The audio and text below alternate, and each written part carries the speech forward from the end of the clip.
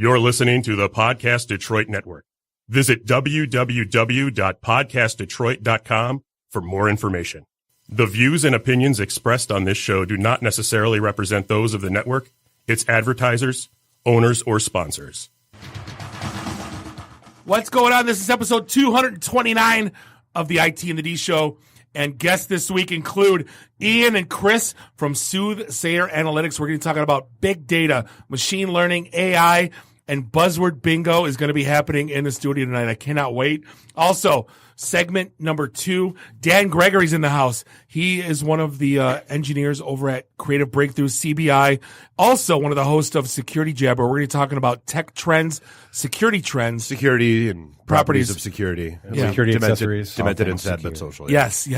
I cannot wait. And how they're tackling enterprise data security. Should be a fun conversation. Dave, you may fire one ready. You're listening to the Podcast Detroit Network. Visit www.podcastdetroit.com for more information. Following program is intended for mature audiences. I'm Wyatt, that's Gary, you're Bob, and you're Dave. This is the IT and the D Show. This is Max Headroom, and what you're about to witness is one of the most sinister-sounding intros to a trailer to one of the greatest epics ever. This is Billy D. Williams. Bob and Dave and I are enjoying a Colt 45 right now. And remember, IT in the D, it works every time. Just where do you guys think you are? The Library of Congress? Detroit? Beyond the sun? Any of those right? Take him to Detroit. No, not Detroit. No, please. Anything but that. No. You will never find the more wretched hive of scum and villainy. Then don't come. Shut up. Hi, this is Christy Swanson, and you're listening to the IT in the D Show. And Bob and Dave touch my hoo-hoos. What happens when you tap the angry beaver in the bunghole? Exactly. Come on. Christ. What the hell with this? I'm calling a break. We'll come back to the show. This is Guilfoyle from Silicon Valley, and the only two guys I hate more than Dinesh are Bob and Dave. Suck it, guys. What's up, everybody? This is Billy Zapka. Sweep the leg. Listening to IT and the D Show. No mercy. I may have to wipe the geek off. Hi, this is Kelly LeBrock from Weird Science. So, Bob and Dave, what would you little maniacs like to do first? Are we at a break yet? Hey, this is Zach McGowan from Planet Earth. You're listening to IT and the D Show. Hi, I'm Ernie Hudson, and you're listening to IT and the D. All you nerds out there. Nerds. What is a nerd? I'm a nerd, and I'm pretty proud of it. Hey, Detroit, this is Anthony Michael Hall. You're listening to my buddies Bob and Dave on IT in the D. This is Scott Steiner, Big Pump Pump. The IT in the D Show is your hookup. Holler if you hear me. You're in your underwear? I'm in my underwear. Hey, let's hang out. No, I'm sorry, honey. I have a headache. I definitely want to see Bob in his underwear. That's a fact. Hey, everybody. This is Tony Todd. What's happening? You may know me from Candyman, The Rock, Sushi Girls, Zoom, Night of the Living Dead. A lot of pop culture media madness. Anyway, you're listening to IT in the D Show business. I'm totally into Dave, but not so much Bob. This is Robert Hayes, the Ted Stryker to my mother. When I'm not hanging out at the Magumbo bar, I'm listening to the IT and the D Show. It's worse than Detroit. Is there such thing as a meat hangover? I love my Monday meat steak. Hey, folks, this is WWE Hall of Famer Hacksaw Jim Duggan, and you're listening to the IT and the D Show. Tough guys. Ho! So, what would you little maniacs like to do first? The question isn't what are we going to do. The question is what aren't we going to do. Ludicrous speed! Sir, had you better buckle up? Buckle this! Ludicrous speed! Go!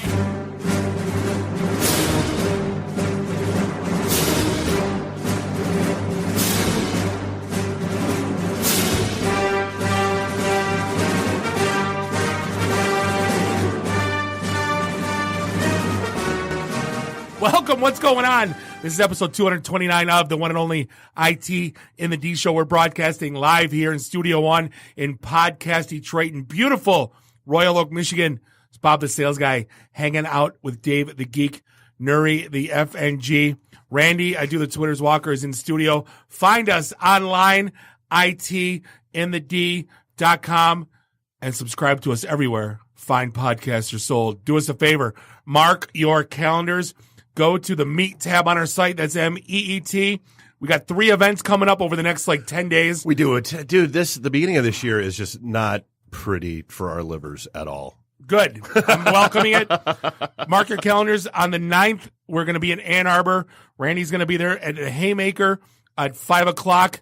On the 11th, we got our podcaster meetup at Selena's right down the street on 11 Mile. That's Thursday, yeah.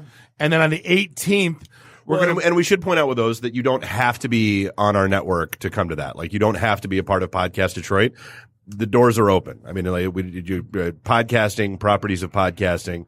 Basically, if you like drinking and hanging out and talking podcasting, show up. Now, part of the allure of Podcast Detroit was building community. It's kind of like how we started IT in the D. So we're trying to extend that. So yeah, if you're podcasting out of your basement, or if you're just want to talk to a couple shows that you might listen to, feel free to come on out. That's on the 11th and the 18th. We're going to be at Falling Down Beer Company, place we're a little bit familiar with these days. A little bit. On the 18th from 5 to 8. Again, it's all IT. I do think the best line that I've gotten so far is so did you guys just have a punch card you redeemed to become owners, or on your 100th visit you get shares of stock? No, but like we always say, no speakers, no cover, no agendas, no idiots. Will they be Cutco knives? Yes. Oh my God, Cutco knives. Of course. No, none of those. No fruit basket salesman. No managered 401k. No. Right. No. What about my crypto account? That's technology. No. So I don't know if we want to dive in. So here's one thing I wanted to dive in. I got to thank Ian, who's a regular tweeter and hangs out at the.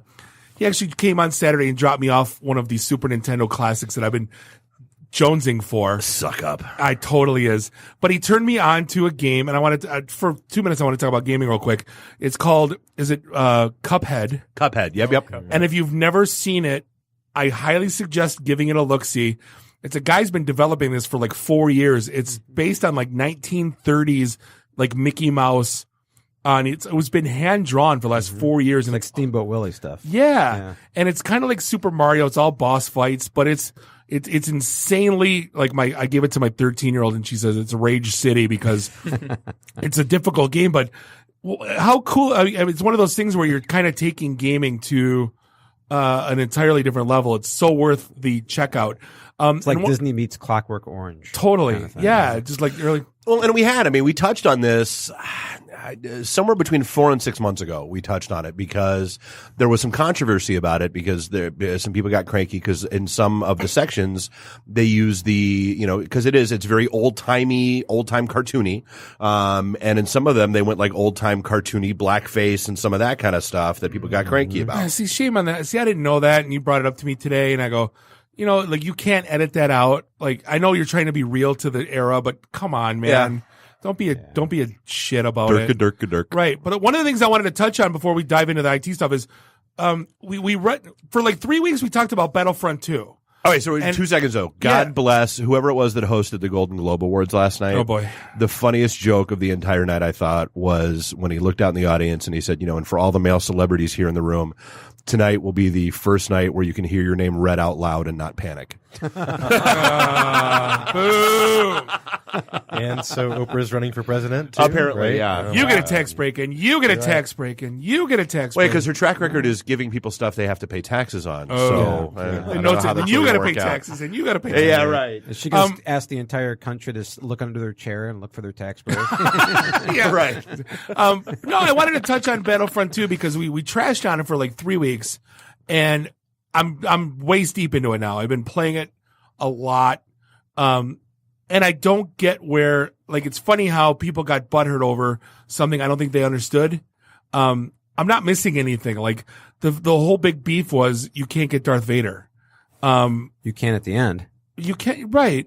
My son beat it in one night. Did he? Oh, yeah, but okay, but so that's my nephew. I had to sit my nephew down and have this whole conversation about what beating a game means. I guess beating a game does not mean sprinting all the way through it and getting to the you're done wall. Which is what he did. Yeah. Right. And that's fine. Then you go back and you do all this stuff. But playing multiplayer, I'm doing better on this than I ever did on Call of Duty or Battlefield in terms of kill death ratio. Like, I don't get what the hostility was. And there isn't one point in my playing going, I wish I could buy some crates so I could get this gun mod because it's fine. It's not that the difficulty, they made it so like snipers can't camp. They made it so it's actually pretty fun however you want to play. And again, I think people are fine with it now. It's like that initial, I think the trendy thing to hate everything, of course, is becoming so prevalent. Well, I think the thing that people were a little worried about was if they accepted it like so openly that companies might start getting the idea that like microtransactions can become a more natural thing in every kind of game. And I think that was more of the fear. And it is because apparently I was just talking about this. Apparently some new the new MMA game that's coming out, like punching power is a DLC. Oh, Jesus. Well, I had somebody pretty hostile with me that I bought it, and I was talking about it likingly. It's like, you're contributing to the problem of gaming in the world today and bad. You're a 1%er, Bob. And I'm like, can't you just play the goddamn game and not? Right. Like, I'm not I'm contributing to me having something to do. Bob, we just did a meatball episode about people who don't understand how to just drink and eat bacon and have a good time. I mean, come on. How do you not? If you haven't listened, by the way, with me, Dave and I did a meatball sandwich on Frankenmuth. We did two of them. It was a two-part. Because it's on the holidays, you have to go to Frankenmuth. It's a thing. Right. Bronner's didn't have any 1-star reviews, which I was shocked at.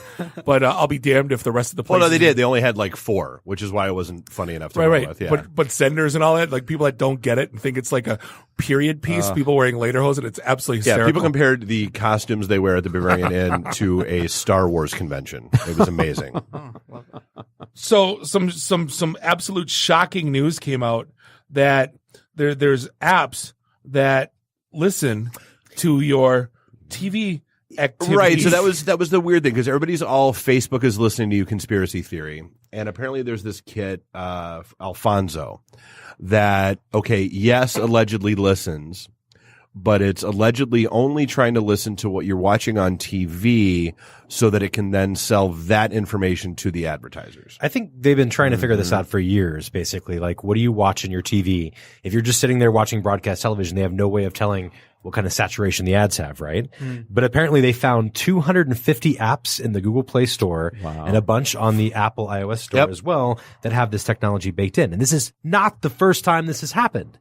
There was something called Silverlight, I believe, or Silver Fox or something that did basically the same thing. And the FTC said, you can't do that. So, I mean, wow.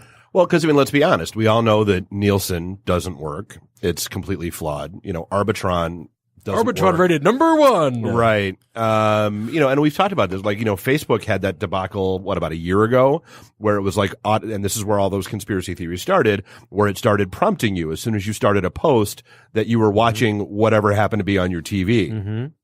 It's are you talking about the ones that they emit some sort of ultrasonic pulse or tone and it's picked up by the No, it's actually listening. Oh, it's listening for specific cues for words. Okay. Wow. Dave, didn't you get we were talking about Nuri going to India. Didn't you get like trips to Dude, I forget what I had open, but I'm like, I look at him, I'm like, holy shit, I am spending way too much time around Nuri. He's like, why? I'm like, I'm getting ads for direct flights from Detroit to India now. Wow.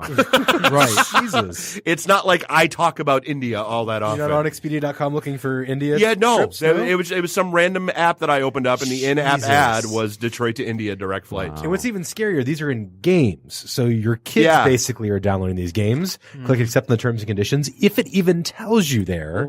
And then now basically your kids are spies for ad agencies. And that's the thing my kids now like, Dad, can I download this free game? And I'm like, let me see it. Well, and that's the thing. So always go back, check the permissions that you've allowed for the apps.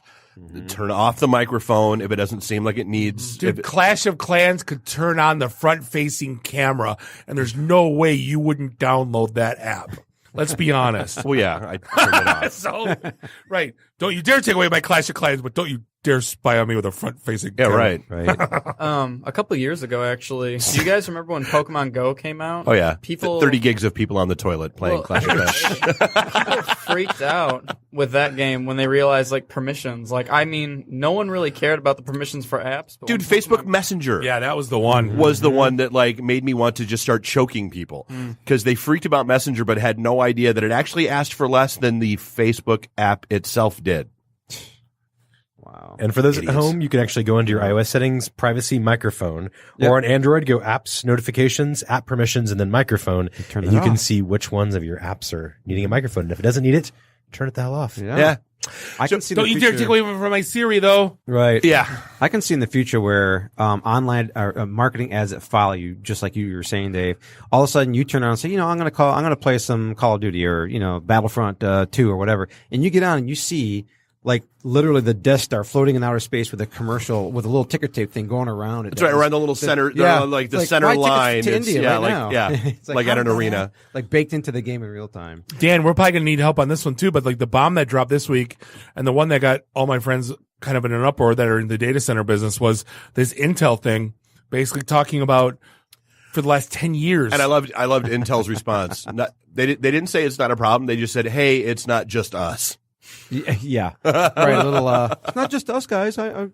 Well, no, Intel stock dropped like 10% because of this, and AMD shot through the roof. And the thing with that too, there's now some AMD's affected. Now it's AMD's are affected too. Yeah. iPhone, Google, Android, almost everything that's got solid state baked into it in the last decade or so has this flaw. And there's this magic space that exists between the CPU and memory. And it's in the transference of information and data, and it gets all sciencey and really techy. But exactly that's the spot that they're actually able to see as your data goes from one of those spots in the processor to the next. Well, everybody's been moving to solid state. That's been the thing. Yeah. It's baked into everything. They say it's been in every processor since 1995 with the exception of Atom and Itanium.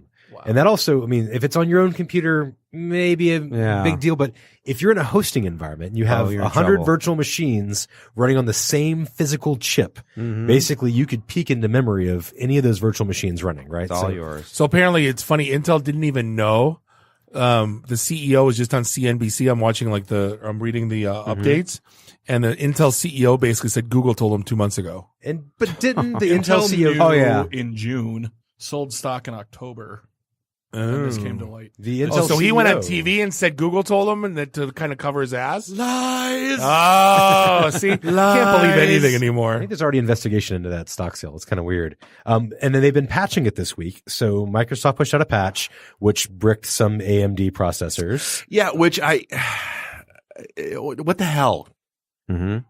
Maybe they didn't test it well. Right. I don't know. It's more or less based on the architectural concept of how PCs were designed to work in the chipsets. Like, hey, we're going to put the CPU here. We're going to put the floating point processor here. We're going to put the audio section of the chip over here. And now, oh wait, all these things have to talk to one another. So we'll create this kind of, bussy universal language for these things that talk through memory to one another. And the concept's always been the same. It isn't broken, so let's not fix it. That part's not broken. So Well, it's like TCP/IP. Correct. Why do these hacks keep happening? Because the internet's supposed to be about openness and sharing. Right. Exactly. Because it's internet. Yes. Apparently Mac has updated as well. And so if you're running the newest version of Mac OS or tvOS or iOS, you are protected from this vulnerability. If you downloaded, yep, you're good. Interesting. So I want to dive into this whole state right net neutrality thing because I find that intriguing as all hell. This has been a crazy week for net neutrality. Yeah.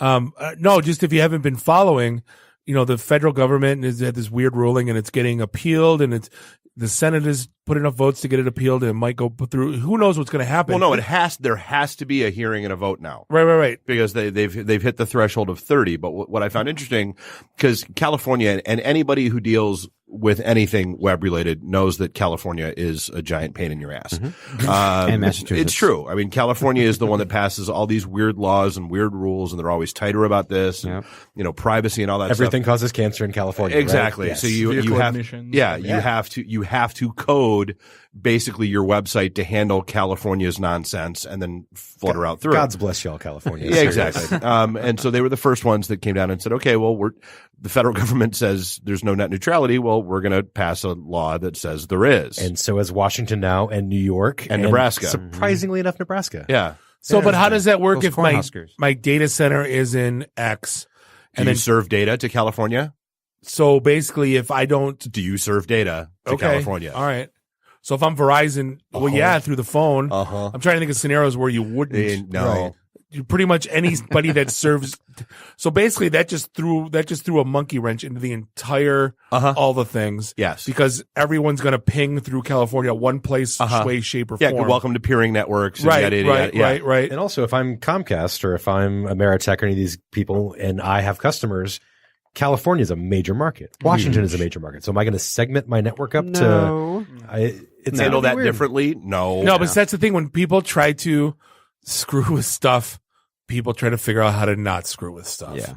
And this is a perfect example of, guess what? Good luck. And I think this is a big Well, deal. I'm all in favor of states' rights as long as they agree with what I want. Exactly. I think this is a big deal America. too, because we've got those 30 votes.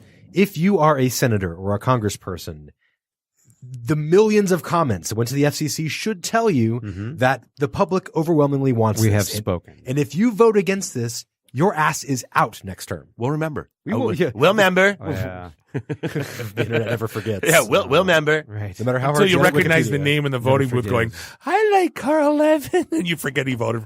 I know he's out. I'm just using Yeah, that as an example. I remember. Right. You forget I'm the petty vindictive one. No kidding. Did you see that article about the weird response for that internet provider in the Northeast, though? They issued an open letter saying Armstrong that, Zoom. I've never even heard of them. Well, and so I have, but I mean, I thought it was weird. Like the way the article was presented was a lot more shitty and overly dramatic than the reality of the situation. It was pretty dramatic. Because the reality of the situation, they're Armstrong Zoom comes out and says if you're using, file sharing and torrents and yada, yada, yada, they're going to hack your thermostat. That's I'm going to set it to 40 degrees. Yeah, that's not what they actually said. What they actually said was that they would start throttling users that were using P2P sharing services. Which was not actually something that was possible before these net neutrality rules got repealed, right? Yeah, because you couldn't just. Right, you always could, because theoretically, if you could, because one of the guys that hangs out at our events, I don't want to call him out on the show, got hit with a nasty gram and a fine and some shit because of torrenting and that kind of stuff. Oh. So I mean, if you can prove illegality, yeah, you can throttle that all day long. Hey, you're going to throttle me because of my Nest, and I'm finding a new ISP. Right. Well, but so that's the thing. So if you're using P2P, and like what they actually said was, hey, and if we happen to throttle you, your internet connected devices you might not be able to get to as quickly. Like if you're sitting at work, you won't be able to hit your Nest thermostat at home. That's what they said. Because Nest doesn't actually have to have an internet connection to work. Right. Yeah, It's just for the remote access. Right. And your fridge. So I don't and have your to washing get. So I don't have to get my lazy ass off For the one couch. of the only reasons you buy it. Right. Right. So I can sit on my couch and go, it's so cold in the house. Right. Put Alexa, the thing up a degree. raise the thermostat. Right. 1 degree. Much better.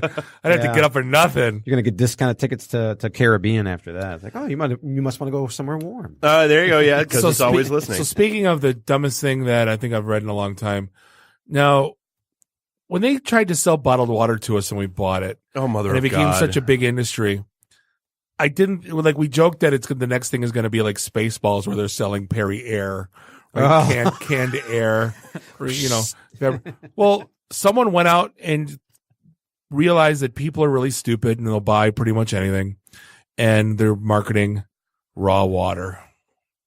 Yeah. Oh, I heard about that. So tell me more about raw water. Raw water. Tell us about that. So it's water taken from the spring, untouched.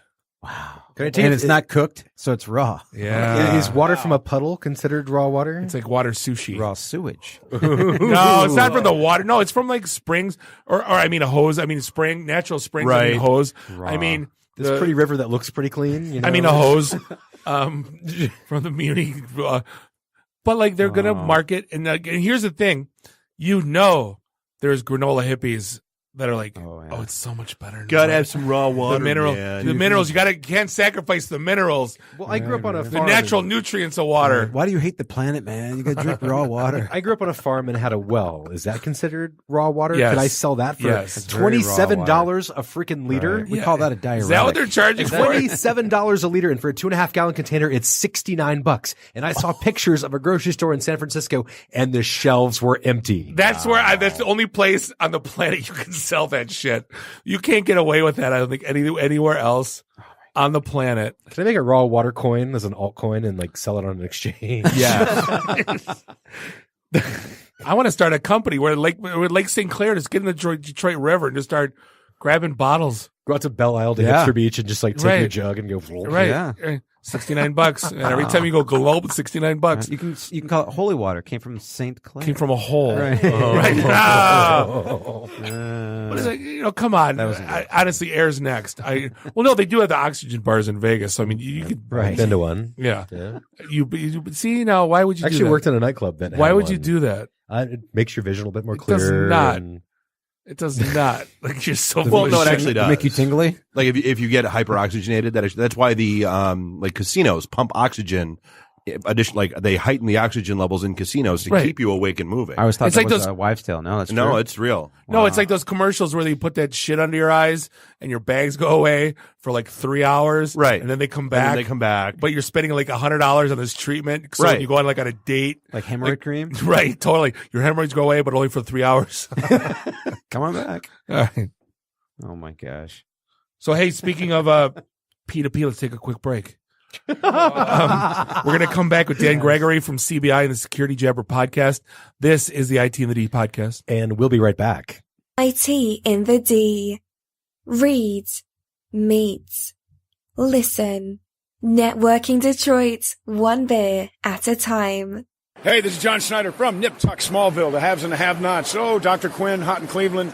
Secret Lives of the American Teenager, and just about everything you can possibly imagine. And oh yeah, the Dukes of Hazzard. You're listening to Bob and Dave. It's the IT in the D show. ITinthed.com. It's time for the percolator. Welcome back, segment 2, episode 229, the one and only IT in the D show, hanging out here in Studio 1 in Podcast Detroit in beautiful Royal Oak, Michigan.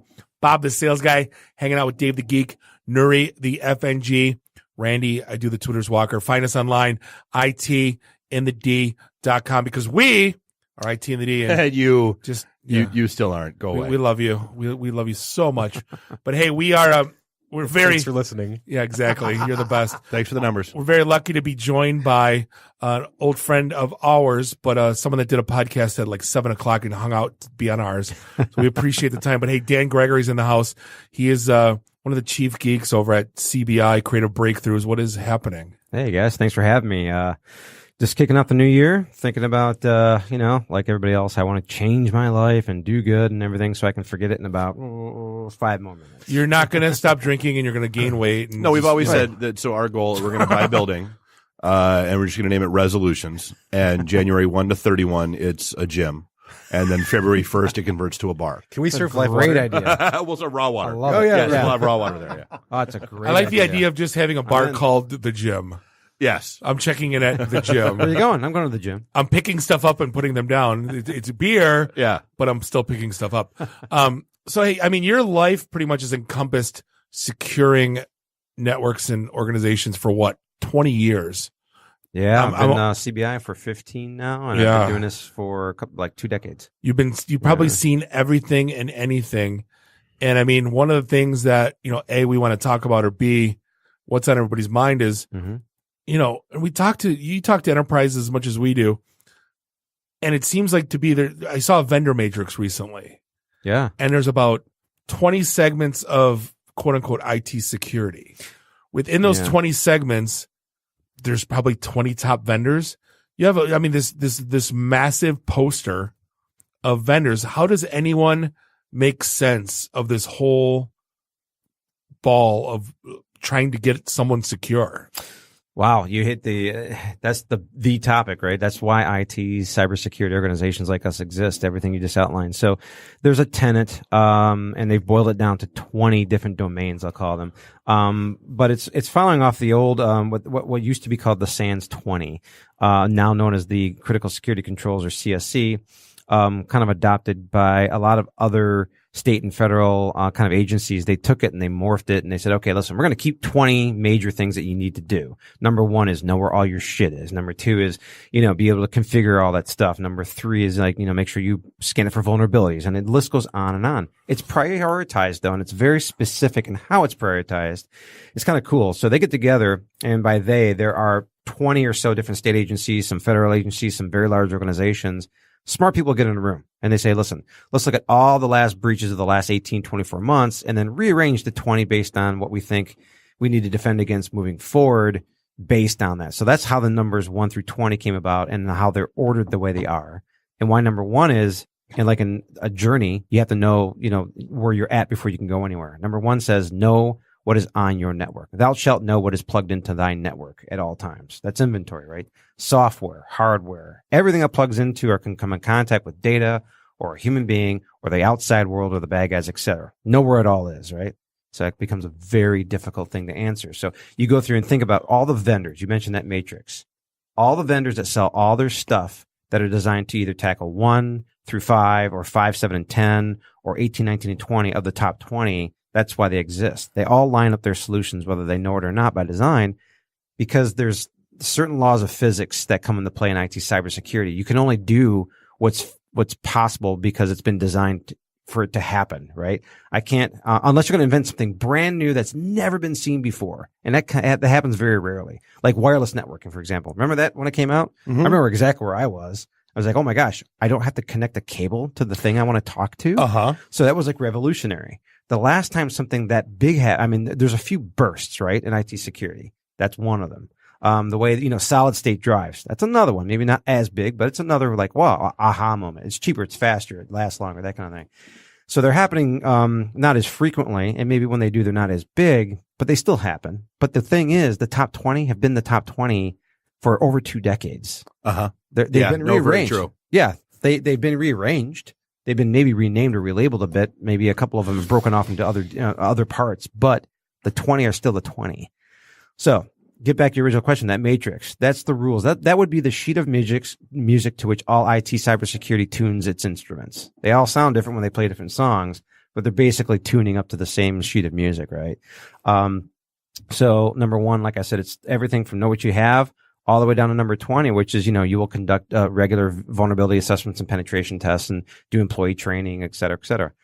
So that's what that is. And that's what drives what we do. If you know that and you master those, and as an organization or a person, even an individual, can say, I'm tackling all of these 20 things in the following ways, in as secure ways I can financially afford to do, then you're going to probably do pretty good on any IT cybersecurity audit.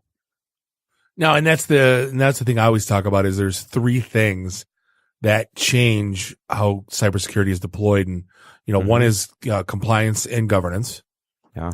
Number 2 is a breach, right? Your Target, your Home Depot, all of a sudden you're in the paper. That'll change. And things. 3 is your level of paranoia. We call it risk appetite. However you want to call it. But I mean, is that it in a nutshell, or am I off base, or is there something else? No, you're hitting the major, watermarks there are what you just mentioned. There's the things you have to do, hence compliance. Yeah, I don't want to buy this crap, but I have to. Why? It's a check in the box because the government says I have to make sure my network's data encrypted when I do, trade of data with a government entity, sure. Et cetera. And the next one, you mentioned paranoia. It's very true. And that gets back to one of the resolutions. It's like securing a house, right? Mm-hmm. You can get a dog, you can get a camera, you can get a gun, you can get, the bars on the windows. Like how far you want to go with this. Exactly. Right. To get back to that analogy, my mom and dad, I won't say what city they live in, but they live in a normal Southeast Michigan city. I guess what you consider normal, average, not above or below poverty line. It's relatively populated. They still to this day don't lock their doors. That's their risk appetite because that's them. They're old school. I live in northern part of Oakland County, way in the middle of nowhere, basically, and I lock everything I've got and turn lights on. I have cameras outside my house. That's my risk appetite. So organizations have to do that up to themselves and evaluate where's our risk appetite and how much are we willing to take on or write off. And that drives the level of scrutiny that you're going to look at those 20 items, for example. It's like, I'll blow off the first 10. I don't care about those type of thing. And we've seen the growth or the emergence of the CISO, over the last maybe 5, 6 years, 7 years? Oh, yeah. AKA the guy that has to sign the paper. Right. Right. The CIO it's the said, first guy they're going after. Yeah, which was the CIO. And now he's like, no, it's you. Flip a coin. But where did that whole thing come from? Governance compliance? It seems like that went from no titles existing to everyone having one. Yeah. titles are funny things, right? The whole, if you subscribe to the whole Peter Principle thing and everything else, but, the CISO, his role has changed, or her role has changed considerably. Exponential growth, the hockey stick swing going up to the right, in that they've had it, that it's no longer good enough for a CISO to be the best IT guy. Okay. You can't be that person anymore. You have to know business. You have to know operations. You have to know and be more involved in what the company does and its mindset at the executive level, and therefore its approach to cybersecurity. So you have to be able to bring that. It's not good enough to be, I'm the guy that knows Linux better than anybody else. Well, you're the new CISO. Congratulations. Right. Here's your new card. Sign here. Exactly. So it really is just a title at the end of the day. But the CISO's roles changed dramatically in this new environment that we're living in. It's no longer good enough to be just IT. I mean, it's information security, not IT security. Well, and everybody's business focused, and IT's taken a kind of a weird, not to say backseat, but it's almost a front seat, where the whole entire company is running on technology, and this person is driving our whole entire operation. Yeah. Looking more and more to CISOs for answers to hard business questions. Like, hey, how can we make our processes more efficient and our products more profitable and everything else? And how do you hit the bottom line? It's forcing them to think about IT in a very, very different way. Unfortunately, we're secure. We're secure. We have Cisco picks. We're good. That's all we need. We're happy. We talked a little bit before that's an oldie. Yeah, exactly. I always like bringing that one up. You brought before the show, we started talking about like, hey, some trends going on, and I don't know who drives these trends or if it's just something that everybody's talking about, but you had a couple that really stuck out, and I guess let's run through those. I got a big one here. Number one is what I think. So these are my opinions, and I'd love to debate these and talk about them. The views and opinions expressed on the show, right? Do not reflect. Right. So these are my own thoughts based on what I see, what I hear, and what I know that people are kind of looking forward to. The decline of password-only authentication. So very true. I know we've talked about it a lot in years past, but now the timing is right. The global culture and want and thirst for more security without, anything being more complex. Plus you've got a gender. Wow. You've got a generational gap that's happening where, and I'm right in the middle of that. There's the guys that have been around for a long time, and they do things a different way than maybe the kids that are coming right out of college or their 20s and 30s and they're young executives. So there's a shifting of guard and there's a different mentality. They were raised with hardcore security-laden infrastructure technology. Heck, you got to sign on to your game console just to play an online game. They're used to doing that. And it's not that big of a deal for them as it might be with others who are more concerned with end-user experience and everything else. So password-only authentication, I think, is going to accelerate. One of the things is going to decline. One of the things that drives me nuts is credit card transactions. And once in a while you'll get hey, this is Chase, and they'll send you an email and maybe a text 10 minutes late. Yeah. There has to be a way to have an app jump on your phone. Are you at Maya right now paying $300 worth of crap? Push 1 for yes, 2 for no. Right? Like while the transaction is occurring in real time. Yeah. Give me a push notification so I don't get those weird my card got shut off going to Canada to buy beer. Right. And it's like, I swiped it at the border. Yes, I'm at the beer store. Right. And it took 2 hours to get it back. And how does your bank not understand that that's you? Right. Mine no longer does it because like, oh, you're in India this week? Cool. You're in London this week? Cool. Whatever. Like, right. Amex gives 2 shits right now. But I think you're right about it being a generational thing because everything we use, Facebook pushes it. Google pushes it. Yeah. I'm into cryptocurrencies now. So Binance uses it and Coinbase uses it. And all these people use multi-factor authentication and they all go into my Duo app. So I'm totally used to that as my generation. Right.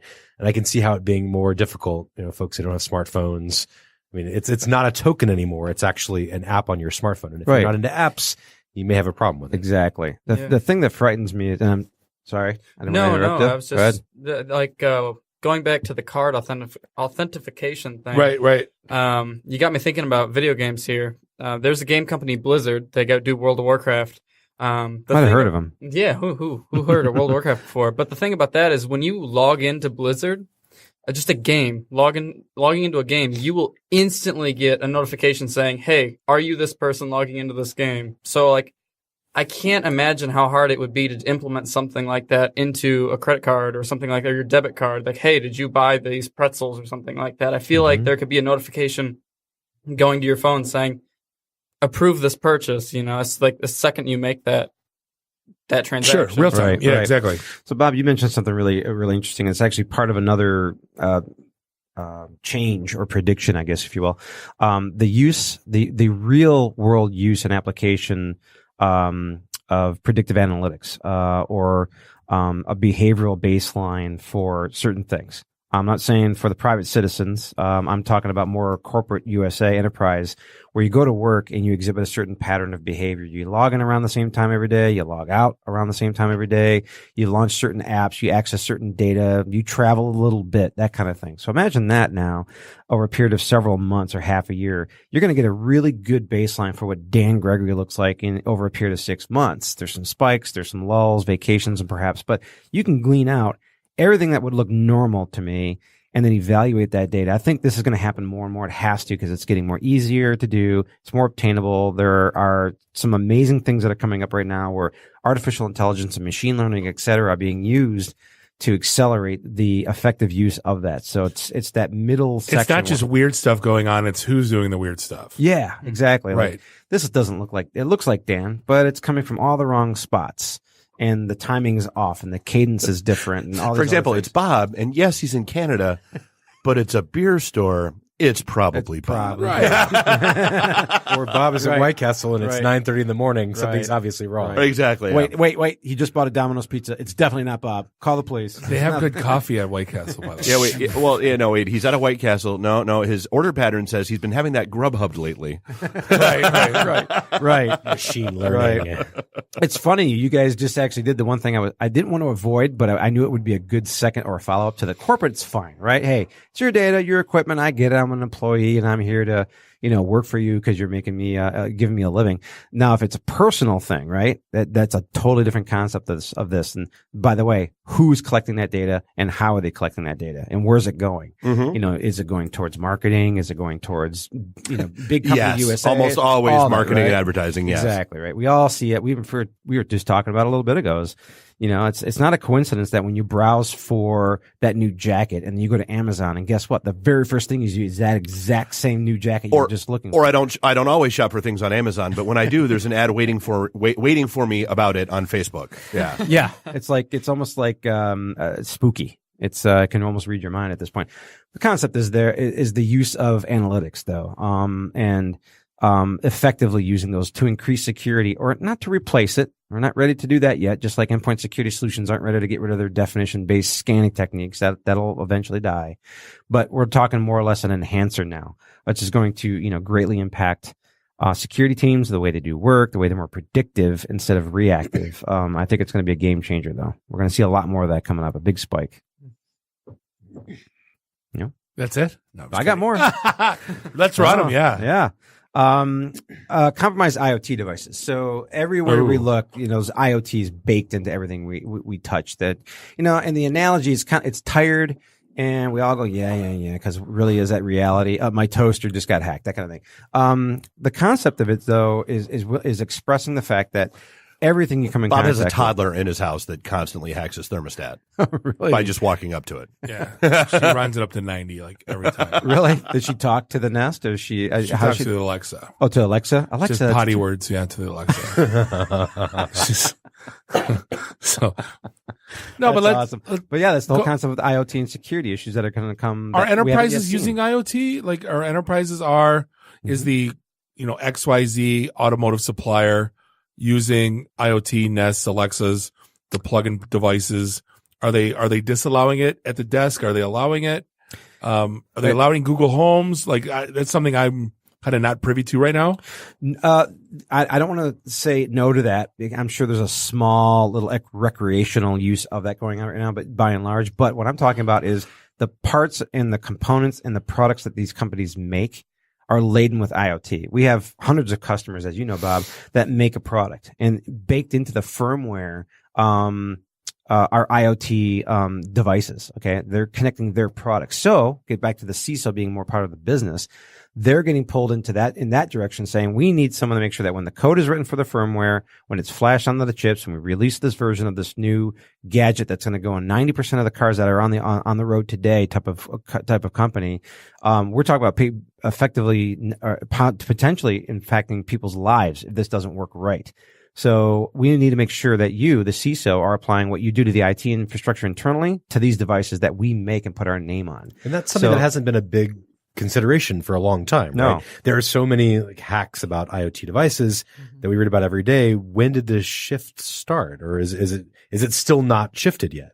It's shifting, I would say. Shifting. That's just my view right now. But we talk to a lot, and we are in the the Motor City, so we do have an advantage in this one topic. At least when it comes to automotive, right? We work with a lot of these companies. It's shifting within those organizations because we've had a majority of them in a room at the same time and pick their brains on this. And they all kind of nod when you say, is it getting, becoming more of a challenge for you to how to address, security within the IoT of the devices your company makes and how you addressing that? Do you have organizations or vendors or solutions you can even go to that'll help you solve that problem? Can we help you? How can we help you? That kind of thing. So there's a whole new thing that's shifting. I think the mentality is there, but right now there's no real clear way on how to do it.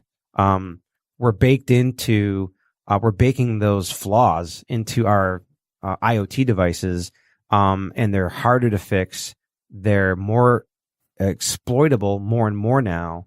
And sometimes they're very dangerous because we're talking about the physical world now meeting the virtual world, like a car that steers itself or whatever, parked itself, that kind of thing. I've said it once, I've said it a million times. Audi has those commercials where our cars make 4,000 decisions every second. Wow. I will never buy an Audi. Yeah, they're pretty good cars. I'm just saying, I know programmers, you should know better. Right. And I think people are like, well, why would anyone ever hack our blank?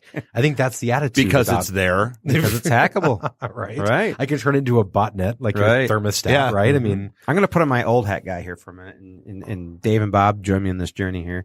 Remember back in the day when hackers just hacked just for notoriety, just to see if they could break something? Remember, no. Remember back when hacking actually meant something fairly good?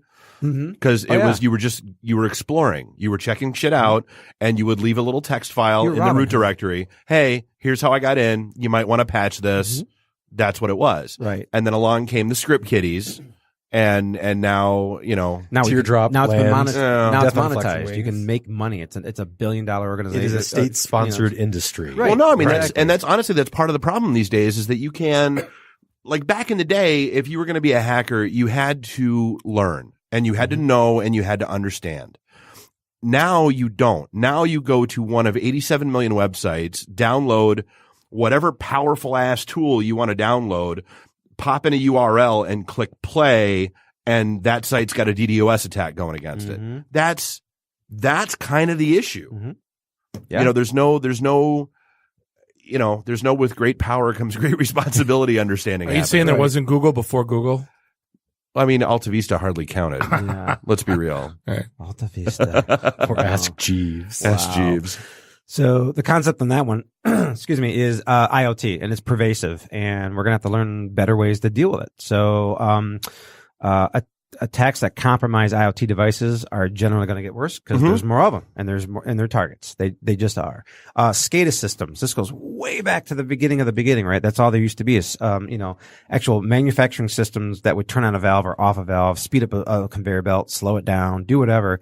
The SCADA systems are what allow that to happen. They control those motions that become something in the physical world. There have been hacks out for those since they were invented. I mean, since they've been around. Lateral logic flaws, the Allen Bradley systems. You can hack those, turn off, a machine's heating system, and it gums up the machine forever and, costs $1 million a fix. Or even worse, those turns exist. off the outflow vents for the nuclear reactor. Power plant. Yes. Melts the reactor down, right? That was North Korea. Iran. Stuxnet, exactly. Iran. Yeah, it was only supposed to stay in that one place, and it got out. Right. But you're exactly right. Yeah, we just left it, we just left it on thumb drives. Right. Everywhere for You 3 square sprinkle it miles. all over. Yeah. Ooh, a thumb drive. Yeah. It's a 32 GB. Dude, that's literally how that happened. Well, with a label that says naked pics on it. Yep. Who's not going to pick that up? Especially in Iran. Yeah, exactly. Yeah, right. Exactly. So the last one I got is trust, unfortunately, and I don't mean trust between people, but more or less between organizations and systems, is going to be a casualty of war. More and more as cybercrime defenses increase. So right now, what I'm talking about there is, again, it's not the trust. Hey, I trust you, Dave, as a person.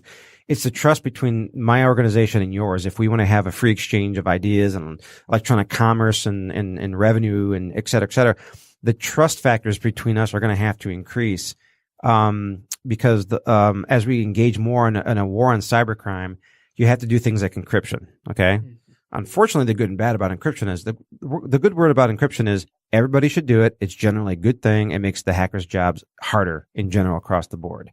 The bad thing is if you want to secure the data going through that secure pipe or that secure channel, you still have to inspect it. Like that still doesn't mean Sally in accounting can't email Bob in accounting at another company and say, hey, guess what? Here's all of our financial data. I'll be joining you guys, your organization in a month.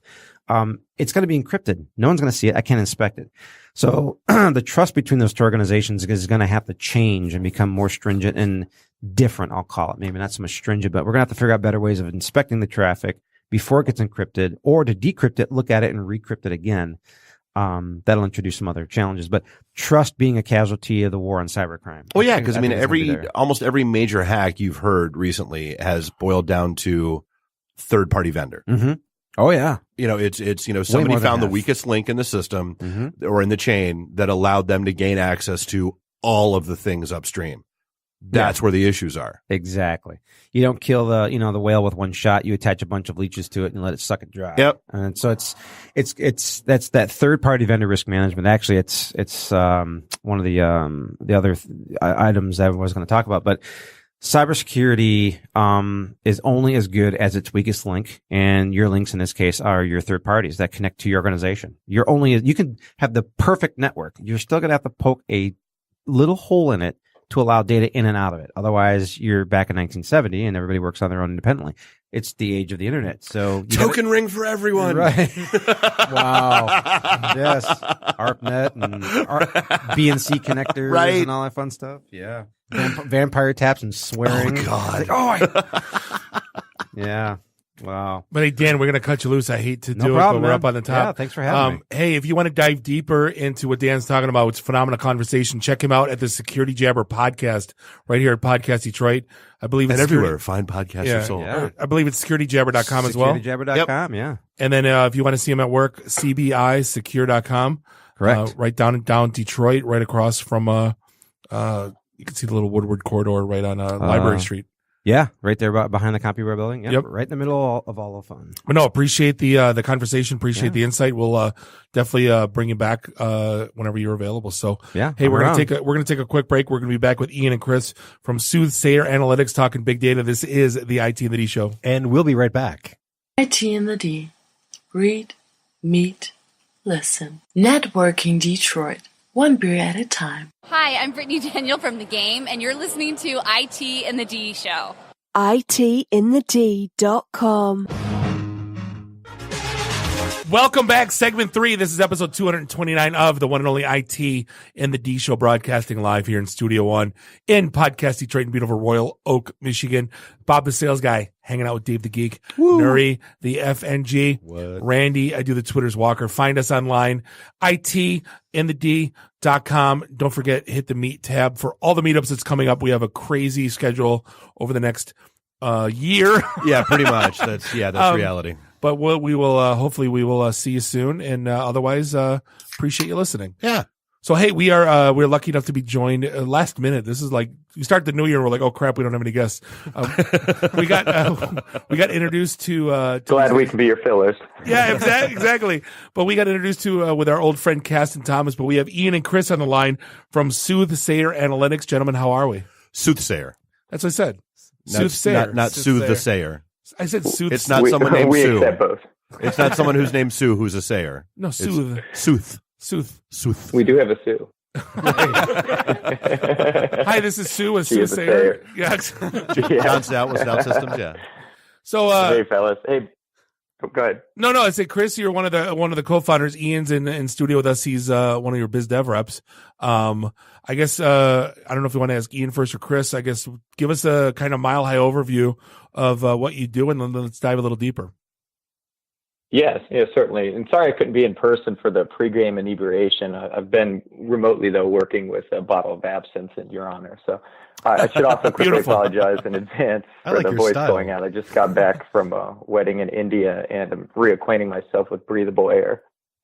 I go there quite a bit for work. I was 3 times in 60 days. So I totally get what you're talking about. He likes to go bang Allure a lot. Yeah, for a year we thought he was dating somebody named Allure in India. Definitely. Yeah, I mean, so quickly, at Soothsayer, we build artificial intelligence-driven business solutions ranging from predicting nuclear reactor failures to forecasting customer lifetime value, from optimizing supply chains to detecting defects in contact lenses with computer vision and all sorts of things in between. Happy to give a little more exaggerated example if you'd like. Can you tell me when I'm going to die? In 12 years, 3 months. Oh, better live it up. I'm gonna. You're gonna hit my From all age that beer you drink at the beginning, right? So I mean, that's a broad spectrum, if you don't mind me saying, of like, okay, here's all the stuff we're doing. I mean, what's the basis? I guess, how do you even start those conversations?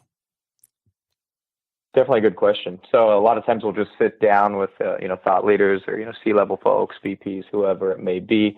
They say, hey, we have all these problems we want to solve. We talk about what kind of data they're collecting, what kind of ROI that they could capture from solving the problems. And then we put together some kind of simple statement of work. You're right, though, it is definitely broad. And the reason being is we have teams segmented into different groups, one being pattern recognition, and especially in high dimensional spaces, another for predictive and prescriptive analytics, another for optimization, another for text analytics and natural language processing, and then finally for the computer vision. Oh my God! There he's got the look on his face. It looks like a deer in the headlight. I'm sitting here, I'm like, Jesus, that's such a large scope. Because any one of those, in my opinion, is almost an entire discipline. Yeah, no, very much so. Well, so if it would help, I can give a quick example that kind of incorporates the pattern recognition, predictive analytics, and natural language processing. Sure, shoot. Go ahead. Sure. So, yeah, quick. I mean, so this is with one of the largest pharmaceutical companies on earth. Obviously, I can't say a name here, but essentially they have hundreds of thousands of clinical trials going on at any given moment, and they're capturing all sorts of information in these documents. They're called protocol documents. So each is a few hundred pages long, consists of elaborate semi-structured data, unstructured data, charts, graphs, doctor's notes, all these different things. And they said, hey, can you start by telling us what's leading to clinical trial failures? Because every time one happens, it costs us like $50,000.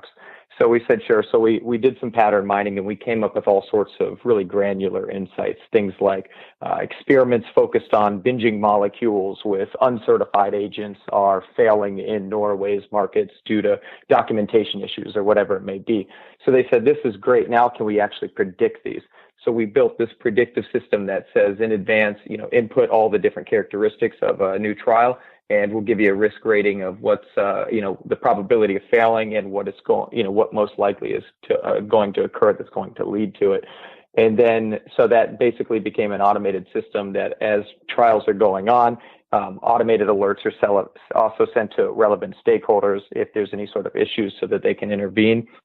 But another cool piece that I thought might be interesting, because I think you were talking about a little bit of fraud detection earlier, where we basically did what's called graph analysis by using machine learning, where we were able to identify all sorts of patterns of fraud. So, for instance, imagine you're a patient, I'm the doctor, it's a 15-week clinical trial, and you miss week 10 of the trial.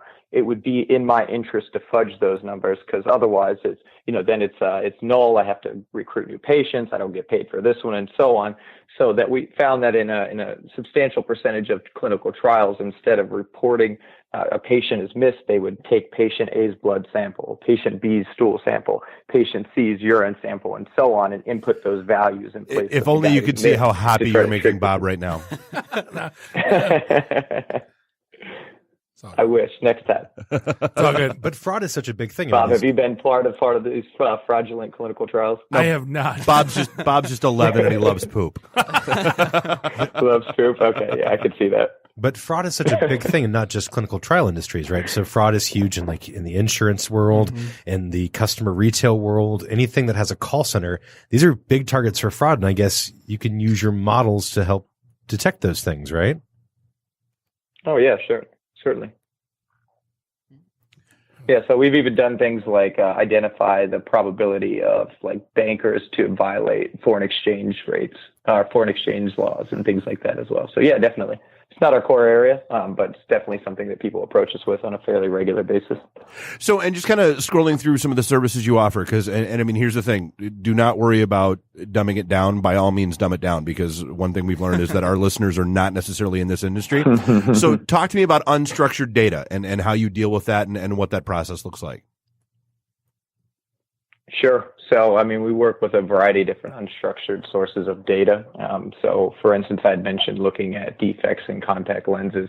So, essentially what the client here had done is they had set up all of these really high-resolution, high-speed cameras, and we built algorithms that would study these images or these videos or these contacts as they were coming through. And we would identify all sorts of different things. You know, is it a defect first off? Then what is the defect? Is it a central void issue? Is it a chemical composition issue? What is it? An edge tear? Whatever it may be. But using AI, we can start to form these understandings of what a defect would look like, and then start predicting them in advance by tying that back to things like vendors supplying input materials, or, you know, is it a machine A, or what time of the day it is, or who's operating the machines, and all of these different things. Text is another big area, obviously. So, for instance, right now we're working with a major utility where they have all of these reports where people call in and say that there's this issue. And then they have all these service engineers that go out and they file reports. And so we're looking at all of this data and answering, you know, dozens of different questions about what's leading to, you know, whether it's a natural gas leak or a main break or whatever it may be. But the point is, whether it's sensor data, text data, images, it really doesn't matter. The state-of-the-art AI techniques today are solving all sorts of cool problems. So is this technology that you've developed yourself for your own AI platform, or is your secret sauce in your algorithms? Good question. So the team is 25 folks. Everybody has a PhD or master's, heavy background in math and programming, as you can imagine. And there are about 75 patents between us. However, the beauty of AI is that so much of it today, the advancement is just being open sourced. So, you know, a researcher from Stanford develops something today, and you can use it now tomorrow with some kind of, you know, just using a library that exists in R or Python. So it's not always that you reinvent the wheel, but the beauty, again, is that it's open source, so much of it now with R and Python that you can take what someone else has built and readily leverage it towards solving new problems. That said, we do build a lot of IP for customers as well. Well, I was going to say, so I mean, I guess that's the, you know, it sounds like the answer to this is going to be yes. But so like I guess what area are you trying to focus the most on? I mean, is it, you know, doing that private consulting for customers, or, you know, setting up new shops within their environment? I mean, I guess I'm trying to figure out, like, you know, from like you, if you're sitting down and saying, okay, who's our target customer? Who's our target demographic? Who are you most trying to reach right now? So it's a great question. And I know the sales guy is going to want to say, hey, you know, identify one or two markets and focus heavily in that, right? It just so happens, though, that with referrals and just natural leads and things like that, that it's been a wide array of companies. So not to talk specifics with anybody, but you can think, you know, Abercrombie, Dun & Bradstreet, Ford, Express, Stanley Steamer, Wendy's, all these big companies, right? And solving all sorts of different problems where they bring in the domain expertise, and then we bring in some smart math guys that can also program and solve some interesting problems together. So I had mentioned doing a lot of the AI-driven, you know, business solutions, you could say. But our big focus right now is really on education and enabling companies and individuals to really advance where AI is today. So we've been offering a lot of these deep learning and artificial intelligence courses, both in Michigan and Ohio. Yeah, So, so just to answer, education has been the big focus recently. Yeah, I was going to say, so it looks like you've actually got, you've got this advanced certificate program in big data analytics and optimization, and then some, another one about deep learning and AI, and then a leadership seminar. Like, the first one's 22 weeks and then 2 weeks in a day. Like, what does somebody, tell me why I'm going to those? So I'll let Ian answer that. He's been involved pretty actively since day one. Yeah. So really, each of those education programs that we're offering has a different purpose and a different function for certain individuals. So I guess I'll start from the 22-week one. That's roughly 6 months. That's a big commitment. Right. But really what that is really focusing on is it's taking someone who has a passion to get into data science, but doesn't necessarily have the background yet. And it starts from things like linear and logistic regression, and it moves to, Hadoop, natural language processing, machine learning, and it takes you all the way up to AI and deep learning and all those, everything in between. And it's really designed to get someone from, I want to do this to I can do this in a span of just 6 months. Which is huge, because I think of so many people who want to jump careers or change into something different, and they're like, how do I get into this? How do I learn it? And something like data science isn't something you just pick up a book and hop read into, on, right? Yeah. There's no teach yourself data science in 24 hours. There's definitely not a become a data scientist for dummies book at Barnes & Noble. I haven't come across it yet. And data science is big money too, right? So I think the average salary of a data scientist is $118,000 a year. It's pretty nice. It's between. Not just that though; it's the sexiest job of the 21st century. Yeah. Hello, I'm a data scientist. Absolutely. Can I buy you some drinks? Yeah, right. Even though we're the nerdiest people. Yeah, the ladies are just falling over. Oh, I'm a data scientist. Oh, I feel faint. Get my fainting couch. Yes, all the swooning ladies. So where does blockchain fall into all of this? Because I keep hearing people talking blockchain all the time, and they say you need to get into blockchain, but they don't tell me why or what. Where does blockchain fall into all of this? So we have a PhD researcher in blockchain technology. Just one example now, we're building so I had mentioned doing the solution kind of thing, but to your point earlier, we also build, you can think like back-end AI systems for products. And so one of the things we're working on right now is a smart contract that involves blockchain as well as natural language processing and things like that to optimize contracts between people who own farmland and then the people who will ultimately lease it from them. So, there's all sorts of opportunities for that, not just in cryptocurrency, but just the whole idea of the smart contracts and all of that. Can you go a step farther than that? Because I'm land, you're going farmland. I'm like, wait, what? No. Well, do you mind taking that a step down? Potentially, I guess. But I would just say blockchain is not a huge emphasis of ours. It's more of we have one person working on it at this point. So we're more, as I mentioned, more focused in taking massive amounts of data and in trying to find patterns in it and predicting outcomes or optimizing where things will go. Fair. No, I would just, I live and breathe this stuff every day on the data security side. That's why I'm kind of on the sales side. So that's why I'm kind of I just want to see where everything's kind of going left and right in terms of big data, and then also with the with everything else. Absolutely. No, certainly a good question. We can always have a follow up and get some one of the experts on the line for that if you'd like. I could talk broadly of where AI is going, where it's at, and so on if you'd like. Maybe not in the blockchain area so much. Because a recanting of things you've already heard.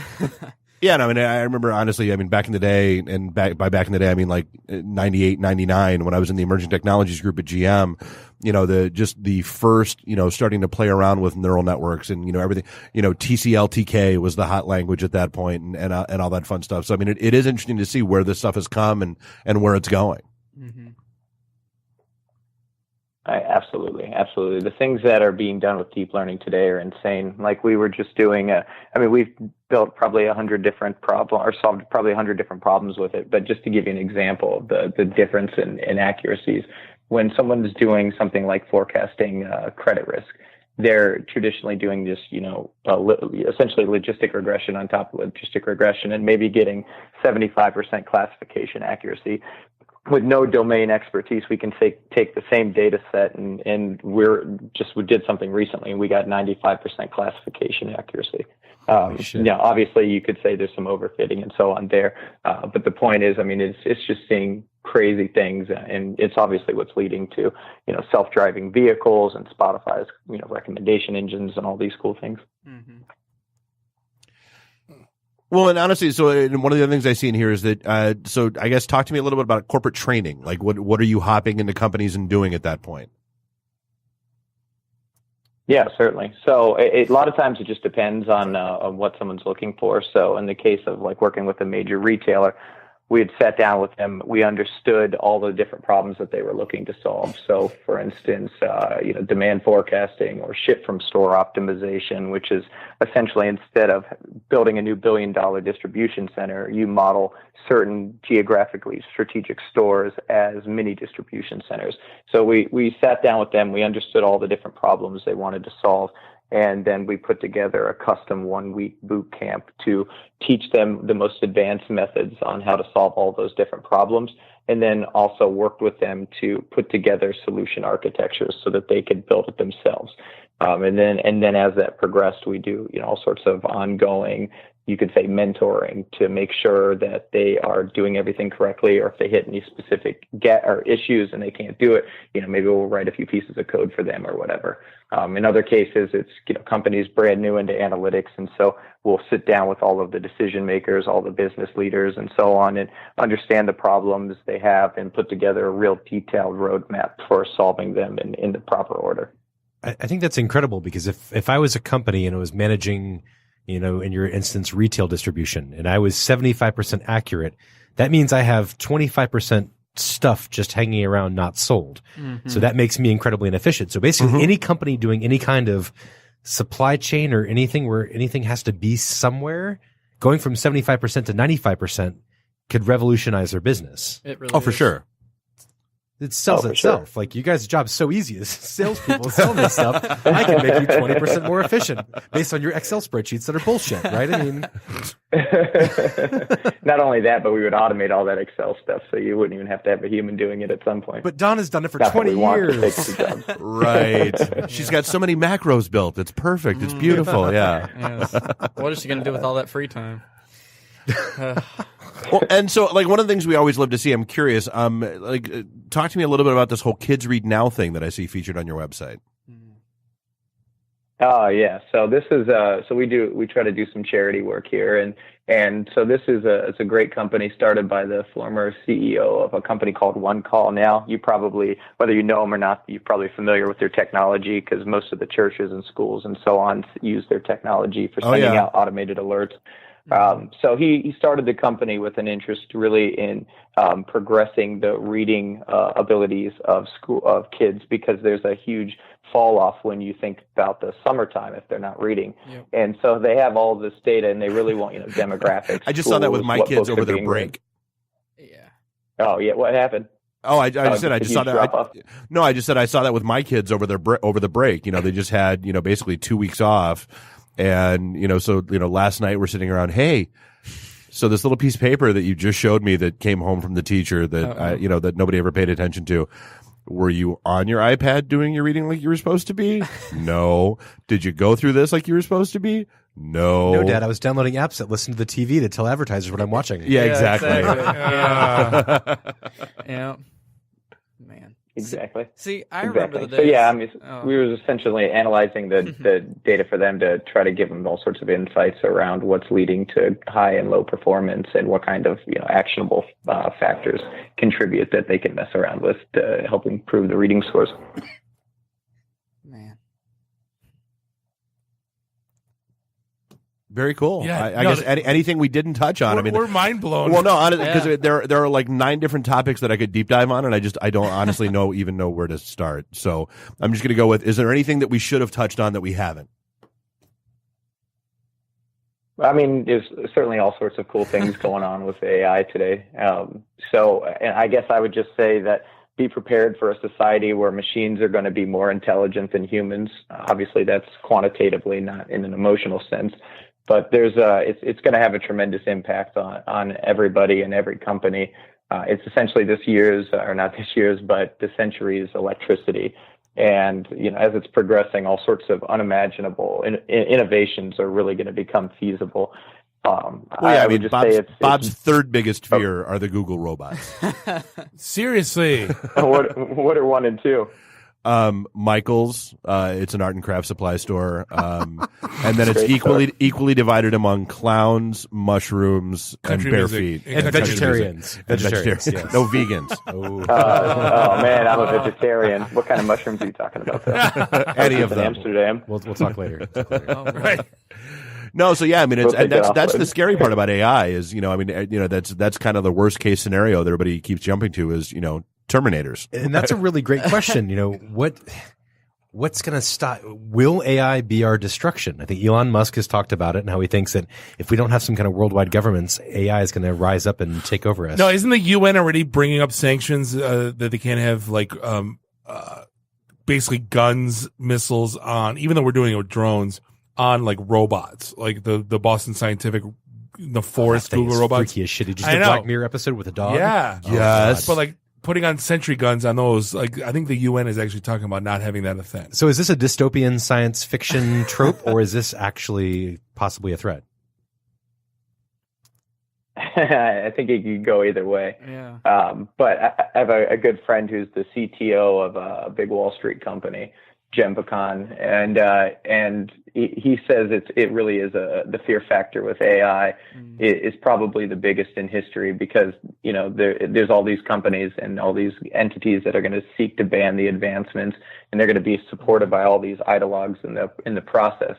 And I was going to say another friend of mine, Julian Morris, who's a wonderful economist from Reason Foundation, articulated, I think, really well when he said that the difference between past innovation and what we're seeing today is that, in a sense, there's really nowhere to go from the knowledge economy because, in the past, knowledge workers were, enjoyed the luxury of disrupting all the blue collar segments of society. And obviously we benefited tremendously. But the interesting dynamic that's taking place with AI is that now the knowledge worker is introducing self-disrupting technology, which really could lead to previously unimagined consequences. Yeah, great. I'm writing myself out of a job. Great. We'll be dead or retired by then, so don't worry about it. And it's even worse because we're training 900 engineers a year. So imagine, we're going to be out of business in a year. Nice talking to you guys. Planned obsolescence, yeah. Right. All right, so hey, where do people go to find out more about you guys? Yeah, wonderful. SoothsayerAnalytics.com, SOOTHSAYER, analytics.com. Yep. All right, cool. Hey, Chris, get your butt into Detroit sometime so you can sit down in the studio and we can we'll have just you in for an entire show because we want to. There's a whole slew of stuff we want to talk about with you. Yeah, well, wonderful. And actually, Dr. Morty, our chief scientist, and I are going to both be in town here in a couple of weeks. So we'll hit you up and we'll come out and drink some beer together. Perfect. We'll look forward to that. We might know a brewery we can go to. Yeah, exactly. Maybe 1 or 12. Yeah. Right. And then Ian, thanks for hanging out with us. Hey. We're going to end things here for episode 229 of the IT and the D Show. We'd like to thank Dan Gregory from CBI Secure and from the Security Jabber podcast. Also, Chris and Ian from Soothsayer Analytics. We appreciate the time spent with us. Do us all a favor and drink up all your drinks, get your phone numbers. You don't got to go home. You just got to get the hell out of here. See you next week. Drive careful. Beat it. The emergency destruct system is now activated.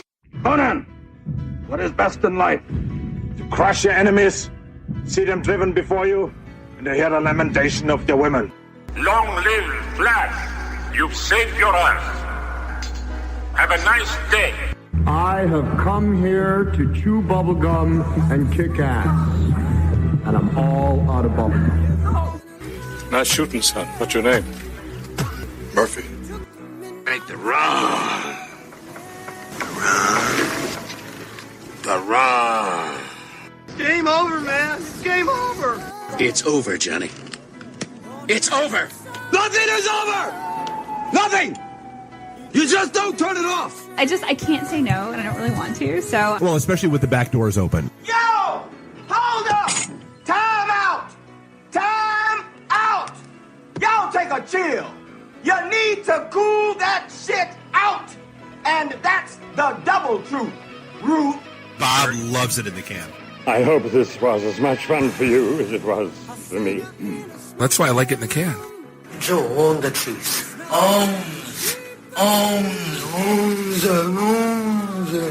Fear me.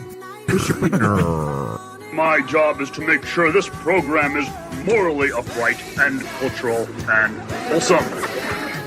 Shut up, Mimsy! Shut up, Mimsy! Shut up, Mimsy! Why would Buick put their cars next to the Bentleys? Why? That's not marketing. The alphabet. It's brilliant.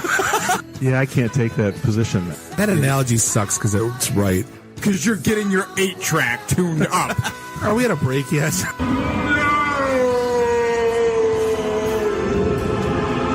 Yeah, so now I'm just doing stupid stuff to make me laugh. Venture capital is not the end game. When are we going to talk about me? Jane, you ignorant slut. It's my show. I can say what I want. Kiss my ass, go home, unplug, get off the goddamn internet. You are everything that is wrong with the internet right now. You're so white right now. I'm the whitest guy in the room. Just explain it to me. I love this city. I was banging on the wang. Really? Should we talk about this? Tag team it. Should I keep going or should I stop? Can I just say, it's been great being on a show that talks about Mickey Rooney dying for 20 seconds and then poop for 10 minutes.